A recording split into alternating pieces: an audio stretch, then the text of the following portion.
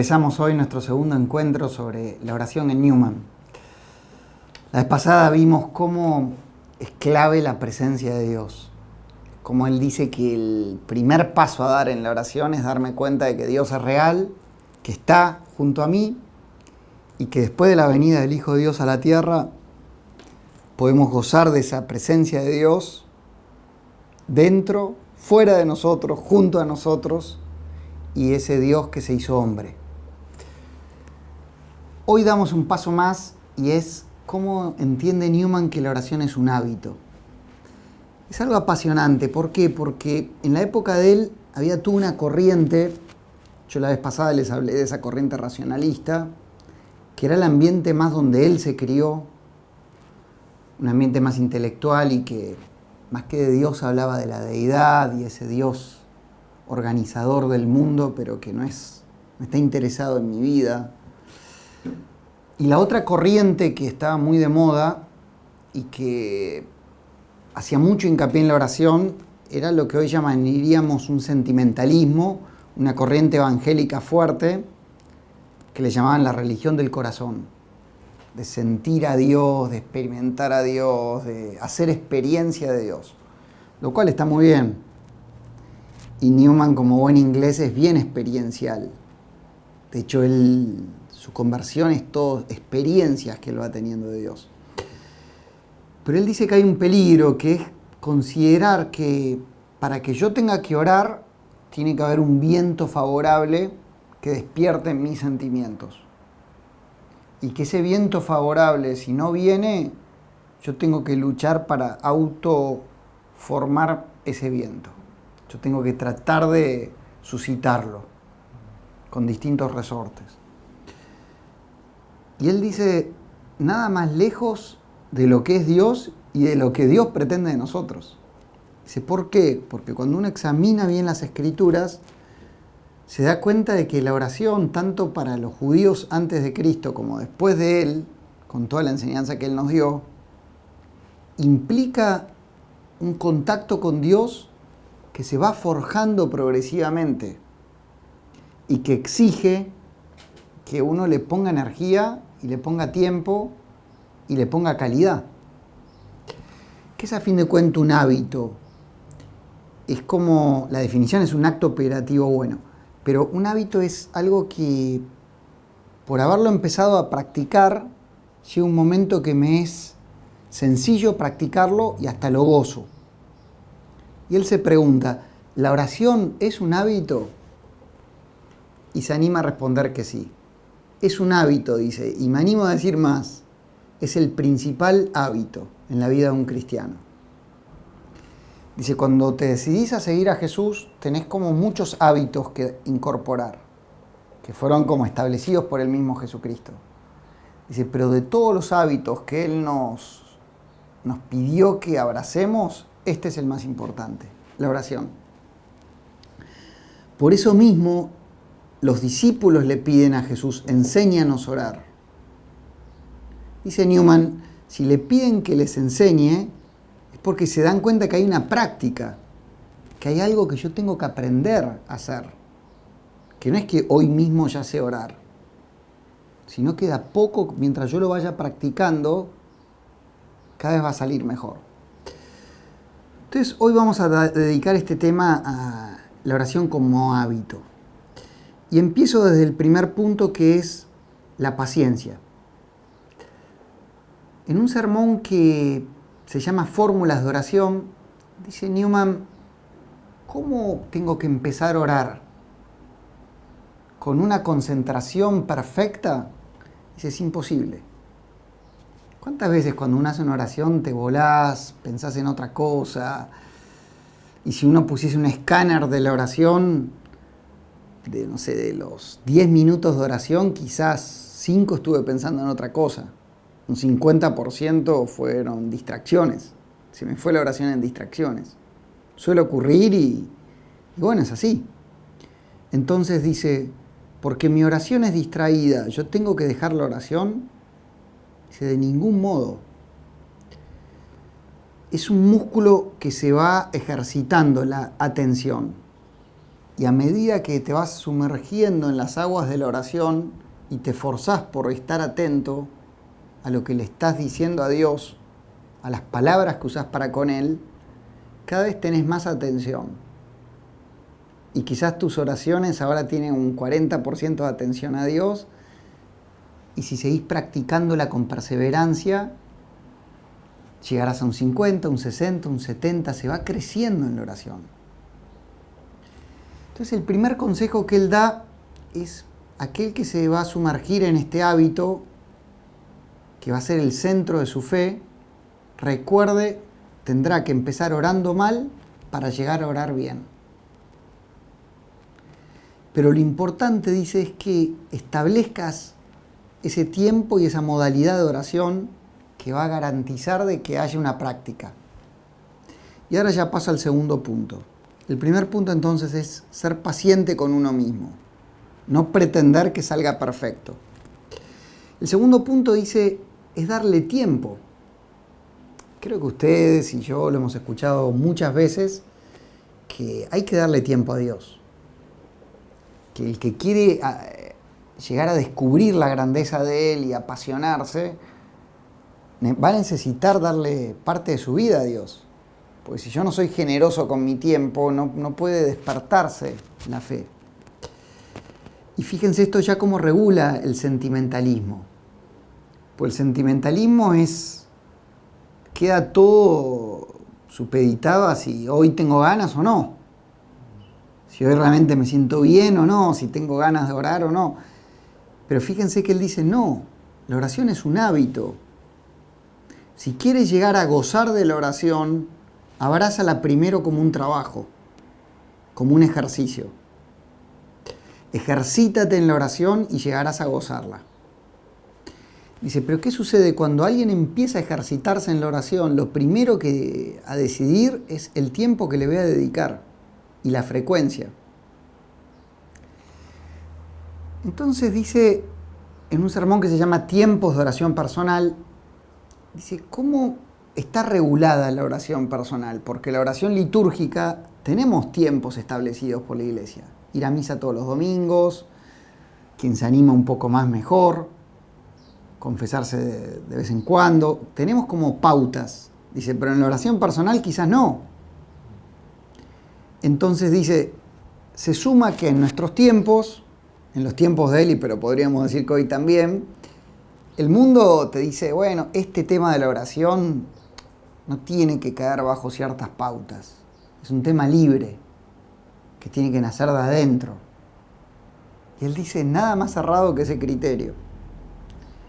¿Por qué? Dice, porque nunca vas a llegar a gozar de un vínculo con Dios profundo si no te ejercitaste en tiempos y en frecuencia.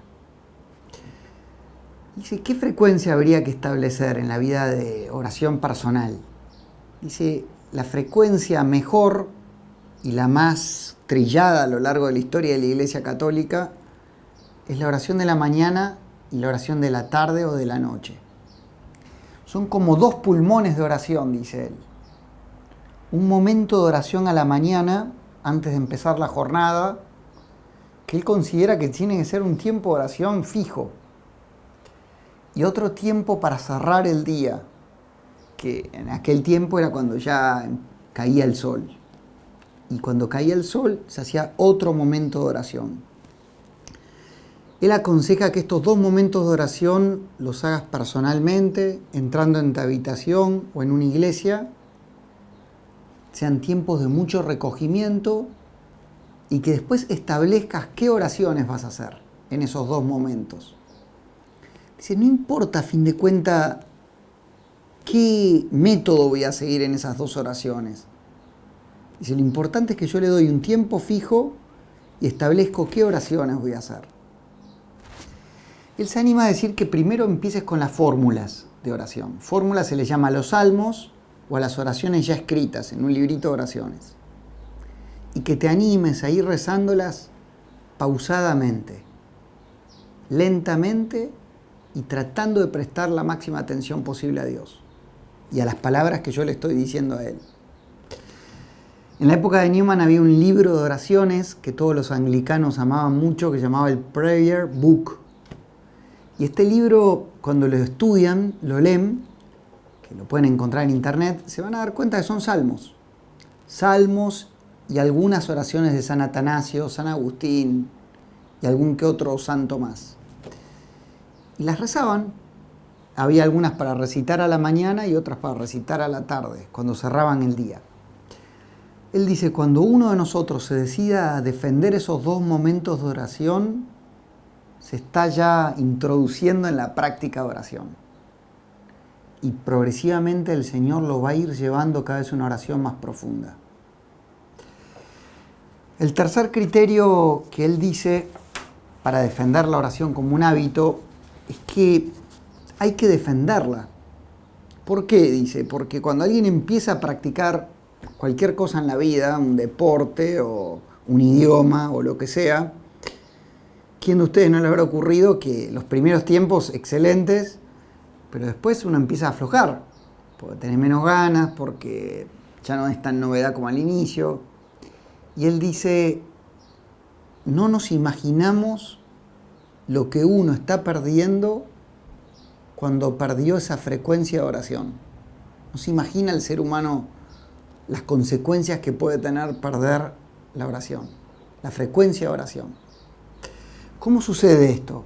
Sucede que una vez tiene cosas, dice, bueno, hoy no puedo orar, porque la verdad que tengo una agenda completísima, no es el día, lo dejo.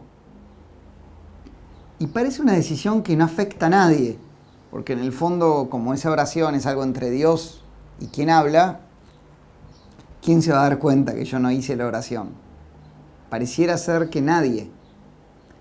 Pero dice, sí se da cuenta en el mundo invisible nuestro enemigo. El enemigo de nuestras almas, dice, está esperando que haya una pequeña fisura, que uno diga, un día no voy a orar, para que ya al otro día se te haga mucho más difícil volver a la oración. Y si dejaste 2 días, aún va a ser más difícil el tercer día. Y si dejaste 4 días, ya no hablemos. Perdés el hábito y tenés que recomenzar desde cero. Entonces, el tercer criterio que nos da Newman es que es preciso defender la oración. Me gustaría leerles un texto donde él explica esto mucho mejor de como yo se los estoy explicando, ¿no? Dice así, pueden estar seguros, hermanos míos, cualquiera que piense abandonar sus oraciones de la mañana y de la tarde, está abandonando la armadura que lo defiende de los ataques del demonio. Si han dejado de cumplir esas oraciones, cualquier día caerán, y caerán sin darse cuenta. Durante un tiempo irás adelante y te parecerá que eres el mismo de siempre. Pero tanto pudieron los israelitas hacerse provisiones de maná como tú de gracia. Es decir, los israelitas no podían guardar el maná para varios días. Dios se los daba para cada día. Entonces dice, con la oración que yo estoy haciendo hoy, no es suficiente para mañana. Me da la fuerza solo para hoy. Danos el pan de cada día.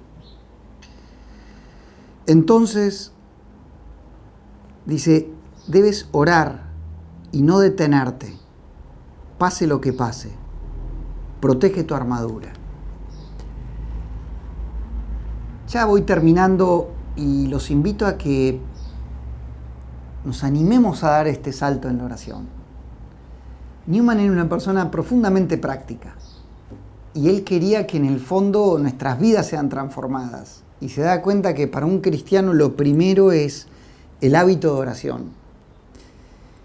Y para llegar a ese hábito de la oración, lo primero que él aconseja es paciencia. Comenzá como puedas, como un deporte. Te irás perfeccionando progresivamente a medida que practiques y te entrenes. Recordá que es un hábito. Sé paciente. Segundo, elegí un tiempo para practicar la oración, diario. Él dice, si es posible, a la mañana y a la tarde. 2 momentos de oración que puedan defender ese hábito dándole un tiempo específico de tu vida. Y tercero, defenderlo. Si algún día tenés la tentación de decir, hoy aflojo, decir, no, me estoy jugando muchas cosas en aflojar.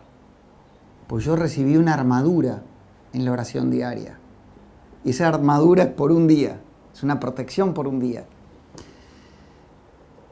Les invito a que nos lancemos a este tema apasionante de abrazar la oración como un hábito y que pueda dar muchos frutos en nuestra vida. Les dejo las preguntas para que puedan compartir en el círculo. La primera es, ¿qué experiencia tenés de haber practicado la oración habitualmente? Si tenés alguna práctica de oración que ocurre todos los días y qué fuiste descubriendo. Segundo, ¿qué opinás de esa armadura del cristiano que es la oración habitual? ¿Qué opinás de eso que dice Newman, que es una armadura que te defiende de muchas tentaciones? El orar todos los días con un tiempo específico. Y tercero, ¿qué momentos de oración podés elegir para cada día de tu vida? Para mantenerlo en el tiempo. ¿Qué posibilidades tenés de dar un paso en la oración? Que tengan una gran compartida y nos vemos la próxima vez.